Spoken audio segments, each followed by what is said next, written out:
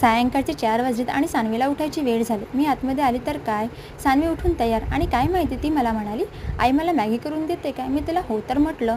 आता मॅगी द्यायची कशी, मला थोडा विचारच आला. मॅगी म्हटलं म्हणजे मैदा आलाच. म्हणून मी तिला म्हटलं चला शेवई उपमा करून देते आणि लागली लगेच तयार करायला. पाणी थोडं उकळू दिलं, त्यामध्ये तेल टाकून घेतलं, कोथिंबीर, टमाटर, कांदा, मिरची सगळे चिरून घेतलं तोपर्यंत. आणि पाणी उकळून गेलेलं, त्यामध्ये शेवई टाकले. शेवया छान उकळू दिल्या, नरमशीर आणि मऊशीर होऊ दिल्या. त्यानंतर शेवया छान मोकळं होऊन गेलेल्या होत्या. लगेच तेल घेतलं, तेलामध्ये मोहरी जिरं टाकून फोडणी घातली. लगेच कांदा आणि मिरचीसुद्धा टाकलेली. कांदा मिरची छान लालसर होऊ दिलं, त्यामध्ये टमाटर टाकलं. टमाटर टाकल्यानंतर लगेच हळद आणि मीठ टाकून थोडी फोडणी होऊ दिली आणि उकळलेल्या शेवया त्यात घालून छान मिक्स करून घेतलं. लगेच आमची मॅगी तयार झालेली. मॅगी म्हणजे शेवई उपमा तयार झालेला. तुम्हाला कसं वाटलं नक्की सांगा. सानवीला तर खूप आवडलं. आजचा मिनी ब्लॉग कसा वाटला नक्की सांगा. थँक्यू.